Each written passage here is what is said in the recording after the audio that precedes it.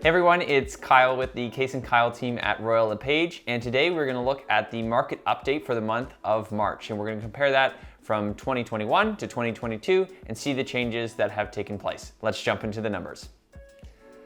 All right, starting in Hamilton, we saw the average sale price go from $803,000 up by 24.7% to $1,001,000. So once again, we're seeing Hamilton is going over the $1 million mark. And for context, a lot of people, when I'm talking about Hamilton, this is including Stony Creek and Castor Dundas. So this is including all of Hamilton as a whole. So we see some of these other outlying areas of Hamilton a little bit more expensive, and that's why you see the $1 million mark, where you might not see that in the core of Hamilton. And we saw the months of inventory increase as well. So we're seeing more and more houses come on. We saw it go from 0.5 to 0.8 months of inventory. So still very low, but it is a good sign that we're starting to see more and more come on, which gives buyers more options when they're looking to buy a home. All right, next we're gonna look at Burlington. We saw the average sale price go from $1,096,000 up by 19.1% to $1,305,000. So once again, we're continuing to see large jumps like we have for the last number of months. And we're also seeing in Burlington, just like Hamilton, we've seen more inventory coming onto the market. So it went from 0.5 months of inventory up to 0.7 months of inventory. All right, finishing off in Oakville, we saw the average sale price go from $1,636,000 up by 18% to $1,931,000. And we saw inventory increase in Oakville as well, as we saw the months of inventory go from 0.6 months of inventory up to 0.8 months of inventory.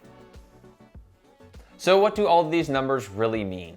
We've seen the average sale price continue to climb in all three cities, but when we look at a month-to-month perspective, so if we compare it to January or February, we're starting to see the prices starting to level off. So the prices are not continuing to rise at such a rapid pace. They're still way up from where they were last year, but we're starting to see month over month prices starting to stabilize, or even sometimes in some scenarios take a small dip.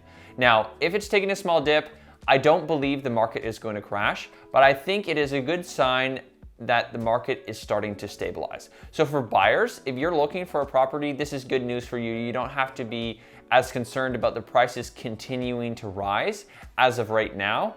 And it might be a good time to start looking and say, you know what, things are starting to stabilize. We're not seeing as many bidding wars as we did a couple months ago, but we're starting to see where maybe you'll still have some bidding wars, but there's less offers, or sometimes certain properties aren't getting any offers at all on offer date. So it gives you more confidence when you're trying to buy a property that, hey, I might not have as much competition and it might be a good time to start looking again. Whereas if you're on the selling side, this is still good news for you because we are still seeing the prices stay very stable month over month, and we're still seeing the massive jumps from the previous months. So although the interest rate was increased recently, and people's mindsets are starting to shift as there's a lot of uncertainty in the world with the war in Ukraine, potential more increases of interest rates. As of right now, we're seeing the prices stabilize, and you are still getting very strong prices. Even as a couple months ago, you just may not get as many offers as you previously saw. So that's your market update for the month of March. I hope this is helping you, and if you ever have any questions, feel free to reach out to us in the comment section below. Make sure you hit that like button and subscribe so you can stay up to date on all future market updates, and I'll talk to you next time.